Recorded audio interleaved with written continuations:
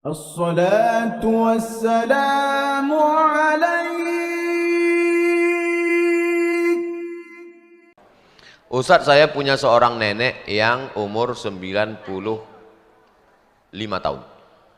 Jadi di masa kecilnya dia sudah termasukkan jin oleh orang tuanya. Jadi di hari tuanya perilakunya tak seperti sering berjalan berkilo-kilometer tanpa lelah. Kadang-kadang memakan rumput.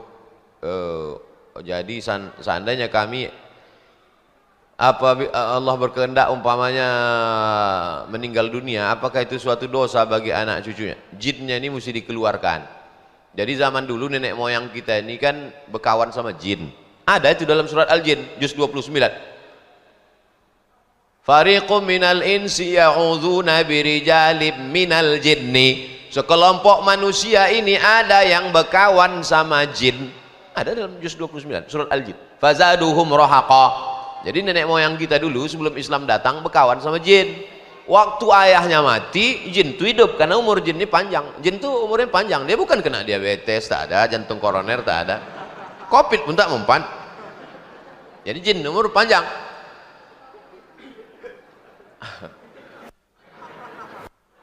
Mati ayahnya, jin itu hidup. Jin itu turun ke anaknya. Mati anak ini, jin itu hidup, turun ke cucunya. Biasanya ke anak-anak pertama. Anak pertama. Saya termasuk anak pertama. Ya. Jadi kalau kita sembahyang, sholat, berzikir, jin itu tak bisa dekat. Jin itu mau dia dekat dengan kita kalau kita kasih, kita potongkan ayam, kita kasih dia darah, makanan jin itu. Jangan kamu beristinja dengan tulang. Tak boleh istinja dengan tulang. Istinja mesti dengan batu. Kenapa tak boleh istinja dengan tulang? Innahu ta'amu ikhwanikum. Karena tulang itu makanan jin. Tak boleh menyiram air panas di luar jendela, buka jendela. Nah, orang di kampung buka jendela, siramkan air panas. Tak boleh, karena tak takut ada anak-anak jin tersiram situ. Mengamuk dia. Menyolap kawan Pak Ustaz. Kesambet kata orang Jawa. Kalau orang Melayu tersapo. Kata orang Sunda bebegik atuh. Nah, jadi hubungan manusia dengan jin ini, itu makanya tak boleh kencing di lubang tanah. La yabulanna ahadukum fil juhri. Jangan kalian kencing di lubang tanah. Dalam kitab Hasyiah As-Sindi Syarah Sunan Nasai dikatakan, kenapa tak boleh kencing di lubang tanah? Masakinul jin, karena lubang tanah itu tempat jin. Makanya ada orang kencing di lubang tanah, habis itu membesar kawan tuh. Disapo jin tuh kan. Jadi oleh sebab itu masalah orang diganggu jin itu ada. Nah, saya mau mengatakan bahwa ini bukan fiksi, ada dalilnya menurut sunnah. Setelah kita tahu bahwa jin itu ada dan dia bisa mengganggu orang dan dia bisa berteman dengan orang, bagaimana cara mengeluarkannya? Ruqyah. Jadi atuk nih yang 95 tahun nih diruqyah. Ruqyah di Masjid Al-Falah masih ada lagi? Ada? Bawa Pak Masjid Al-Falah biar dikuliah sama Ustadz Zafrullah. Dulu dua tuh, Ustadz Saifullah siang, Ustadz Zafrullah malam. Nah, jadi jin ini dibagi dua, ada jin siang, ada jin malam. Ada penangannya khusus. Kau ini jin siang atau jin malam? Kalau jin siang sama Ustadz Saifullah, jin malam sama Ustadz Zafrullah. Lengkap insya Allah. Riau ini apa yang tak ada? Semua ada. Jin itu pun ada. Ada semua. Tentang pelaksanaan sholat Jumat, khotib naik mimbar, bilalnya azan. Kebetulan saya baru datang. Mana yang lebih baik, langsung sholat tahiyatul masjid atau nunggu habis azan? Dan mana yang dibolehkan atau tak dibolehkan? Tunggu habis azan. Kenapa menunggu selesai azan? Siapa yang menyambut seruan azan kecuali pada lafaz hayya 'alas shalah, hayya 'alal falah dijawab la haula wala quwata illa billah, ditutup dengan doa wasilah Allahumma rabb hadhihi da'wati tammati was salatil qa'imah ati sayyidina Muhammadan al-wasilata wal fadilah wasyarafa wad darajatal 'aliyatar rafi'ah wa ba'athallahumma maqaman mahmudan alladhi wa'adta innaka la tukhliful mi'ad halat lahu syafa'ati yaumal qiyamah. Maka dia mendapatkan syafaatku pada hari kiamat. Tegak, tunggu selesai azan. Kenapa kau tunggu selesai azan? Kenapa tak lanjut tahiyatul masjid? Aku mau mendapatkan syafaat. Kenapa tak langsung duduk aja? Karena Nabi pernah khutbah Lalu kemudian ketika Nabi sedang khutbah, ada seorang jamaah duduk. Kata Nabi, qum fasalli, tegak, salat 2 rakaat. Itu dalil boleh melaksanakan salat 2 rakaat walaupun khatib sudah berdiri khutbah. Tapi sadar diri, tahu diuntung lah, udah terlambat, khatib udah naik, bacalah ayat pendek. Rakaat pertama inna ataina, rakaat kedua kulhu. Nah, ini udah terlambat, baca pula Al-Kahfi. Hari Jumat nih Pak Ustaz, tepi-tepi sana terlambat, tahu diri, tepi sana terlambat, sholat sunat. Ini udah terlambat, wah tegas, pakai baju kaos, emang masalah buat lo.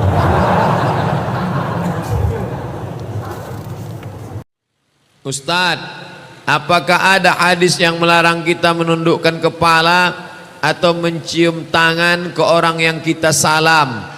Soalnya saya pernah dilarang agar tak menunduk atau mencium tangan orang itu. Mohon penjelasannya. Zaid bin Sabit ketika meninggal, Nabi Muhammad SAW meninggal, umurnya 20 tahun. Abdullah bin Abbas ketika Nabi meninggal, umurnya 15 tahun. Mana yang lebih tua? Zaid bin Sabit yang menulis Al-Quran bersama Ubay bin Ka'ab. Zaid bin Sabit alim, belajar bahasa Yahudi nisfa syahrin, setengah bulan. Zaid bin Sabit penerjemah Nabi, penulis Nabi. Abdullah bin Abbas hebat juga. Zaid bin Sabit mencium tangan Abdullah bin Abbas. Lebih tua dia, lebih senior, alim. Diciumnya tangan Abdullah bin Abbas. Lalu kemudian Abdullah bin Abbas bertanya, kenapa kau cium tanganku Zaid? Kata Zaid, begitu kami memuliakan keluarga Rasulullah sallallahu alaihi wasallam. Karena ayah Abdullah bin Abbas dengan ayah Nabi Muhammad adik beradik, saudara sewali kalau kata orang Melayu, sepupu kata orang. Sepupu itu kalau emak sama ayah adik beradik, kalau ayah sama ayah adik beradik sewali. Karena bisa diwalikan nikah kalau tak ada wali yang lain.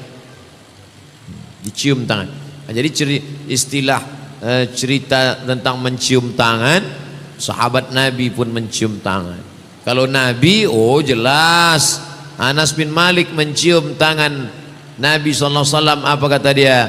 Aku cium tangan Nabi lebih halus dari sutra, atyabu min rihil miski, lebih harum dari semerbak kasturi. Ciumnya tapak tangan Nabi lebih lembut dari sutra, lebih harum dari semerbak kasturi. Rupanya keringat Nabi itu harum, wangi. Begitulah Nabi Muhammad sallallahu alaihi wasallam. Anas bin Malik sudah berjumpa di dunia, di akhirat lagi dapat. Kita sudahlah di dunia tak nampak, jangan sampai di akhirat pun tak pula nampak. Bismillahirrahmanirrahim. Assalamualaikum warahmatullahi wabarakatuh. Assalamualaikum Ustaz. Waalaikumsalam. Bagaimana pahala yang didapat pemuda yang bersabar meninggalkan maksiat di tengah dunia akhir zaman ini? Pertama, innama yuwaffas sabiruna ajrahum bighairi hisab. Orang yang sabar itu dapat pahalanya bighairi hisab, tak bisa dihitung, unlimited. Tapi itu kan sabar ketika anak meninggal, sabar ketika rugi, sabar ketika ditipu orang. Itu sabar level paling bawah. Sabar yang paling tinggi adalah sabar menahan diri dari maksiat. Anak muda ganteng, kekar, berotot, diajak pacaran tak mau. Oh, itu yang hebat. Cuman masalahnya itu cuma ada di sinetron-sinetron religi waktu Ramadan aja. Itu yang pertama. Yang kedua, sab'atun yudhilluhumullahu fi dhillihi yawma la dhilla illa dhilluh. 7 golongan yang dapat naungan pada padang mahsyar. Waktu itu tak ada tempat naungan kecuali Allah. Di antara yang dapat naungan itu adalah syabun nasya'a fi ibadatillah, anak muda yang beribadah kepada Allah. Maka saya bangga subuh ini banyak saya tengok anak-anak muda. Yang tua tak usah kita ceramahi lagi. Ya, emang udah masanya lah. Masanya beramal soleh. Kapan lagi? 3. La tazalu qadama 'abdin yaumal qiyamah Nanti pada hari kiamat kaki manusia ini tak bergeser sampai ditanya, la tus'alunna yauma idzin anin na'im. Dia akan disoal, akan ditanya. Di antara pertanyaan yang ditujukan kepada kita adalah an syababihi fima ablah. Masa muda kemana saja kau pakaikan? Masa muda kau kemana aja? Pengajian dengan Ustaz Somad. Kemana lagi? Pengajian di Ar-Rahman dengan Ustaz Dr. Muardi Muhammad Saleh. Di mana lagi? Pengajian online webinar. Di mana lagi? Pengajian di YouTube. Pengajian. Yang keempat tentang Ashabul Kahfi. Fityatun amanu bi rabbihim wa zidnahum huda. Mereka adalah anak-anak muda yang beriman kepada Allah. Zidnahum huda. Maka kami tambah-tambah hidayahnya. Ternyata hidayah itu bisa bertambah. Ditambah. Zidnahum huda. Anak-anak muda ini kami tambah hidayahnya, kata Allah Subhanahu wa taala. Mudah-mudahan anak-anak muda Pekanbaru ini diselamatkan Allah dari narkoba, diselamatkan Allah dari sabu-sabu, diselamatkan Allah dari seks bebas, diselamatkan dari LGBT. ولولا